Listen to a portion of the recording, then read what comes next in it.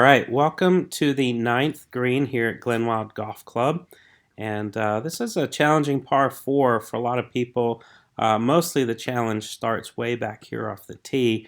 There's a large ravine that separates this natural uh, low spot with a creek that kind of runs through it in the bottom. That's a difficult tee shot with some bunkers bracketing the fairways. But really, when you get up here around the green, if you've played well, you're in position to score well, and we want to make sure that you keep your score as low as possible by employing some good strategy around this green. From the green complex off the edges, which we're not going to see in our Strakaline green reading book, are some areas that I'm going to point out to you. So the ridge across the top here, the cart path sits maybe 8 or 10 feet above the green. So it's a very steep slope of rough and fringe that brings us down here to the edge of the green. That ridge runs all the way across to about right here in the back of the green. Fairly accessible, fairly flat but thick rough back here behind the green. A bunker here that sits below the level of the green and typically protects the back right corner, although shots can also be mishit over here into the bunker for this front or middle hole location. Again, about 8 or 10 feet below the surface of the green is this area down here to the right, and a false front here on the front right with a fairway that drops back down the hill, down the slope. So just because you've worked hard off the tee and made your way down here to the green doesn't mean that this is a piece of cake green now for you to complete your hole on. So let's take a look at the Strakaline book and see what we see. Again, consistent with what I just mentioned, that big ridge across the left side also comes onto the green. So in this pink section, there won't be any holes located in this pink section. It's too severe of a slope across here. Let's go ahead and drop in where the holes can be located. So we'll start with this blue section right here on the front, and we'll move into the green area probably right here. And we also see a couple hole locations kind of back up and through here. And then this entire back section, there's several hole locations that can be put back here. But I'm just going to put this hole location right in the center. So then let's divide up this green into our quadrants and take a look and see what we're dealing with here. So we're going to divide it front to back and then also left to right. And obviously the main goal of these videos is to strategically determine where is the best aiming point when approaching any green, and where do we definitely not want to hit our golf ball. So I'm going to say over here in the front right section, we definitely do not want to hit our golf ball over here. This bunker can be very challenging in both directions, or in any direction, to the back or to the side or front of the green. There's also a false front right here in this pink section. I've seen many shots hit from down 6, 8, 10 feet below the green up to that false front, only for the automatic golf ball return machine to kick on and to have that ball roll all the way back down to your feet. So I would say this particular area causes the most headaches of any section on the green. So let's move around here to the back right.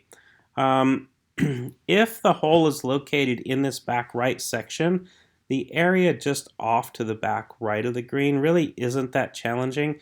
The only problem is our 20-yard margin of error could reach this native grass. And the native grass can be really thick and quite difficult to get out of, and definitely difficult to control your ball. So keep that in mind over here. What I would do if the hole is located in this back right section is I would just nudge my margin of error over here, and I would play straight up the middle of the green. So like you've seen in maybe previous videos, we may actually have two distinct safe zones when approaching this green. So we'll take a look at that as we move around. I'll go here to the back left quadrant. This back left quadrant has that large hill with rough on it, so not always. The ball won't always hit the rough and roll down onto the green. However, if it does make it to the green, it can roll clear all the way off the front, or even down here to this edge way down here. So I would say it can be very useful, but you have to proceed with caution trying to hit your shot into this back area. I think overall it's a fairly safe bailout area. However, mostly just for the right hole location and the back right of the green. I would not use this back left quadrant for the front left hole location. So let's move down to the front left.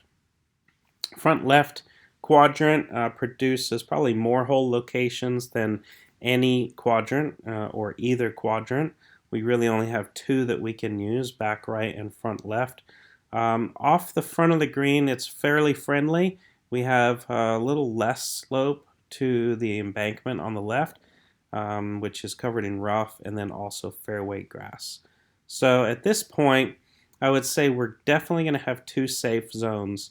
I would say your safe shot is right here, probably 5 yards on from the front of the green. That will help us to maybe get a nice little kick off that hill and come back to a front left hole location. And then I would say your other safe zone is going to be back up here in the back center of the green. That would be a good aiming point to get that ball to kick from back here and over to the right. Now, if you didn't get it far enough and your ball came back here to the middle, still not that big of a deal.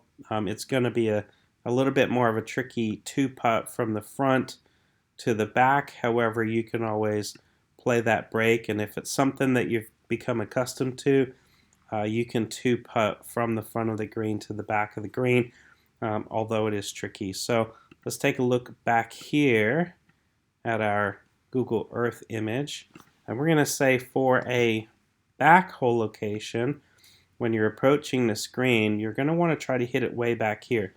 Line of sight over that bunker we don't want to mess with, so it'd be better for us to position it back here, somewhere in the back center of the green.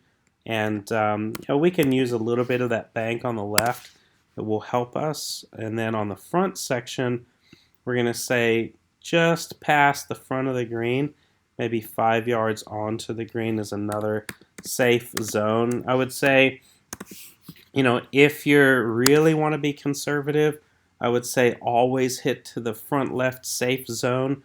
It eliminates a lot of these banks and bunkers if you're always playing to that front left safe zone.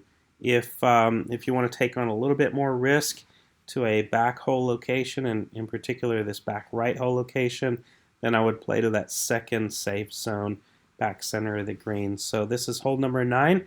Thanks for joining me, and I'll see you in the next video.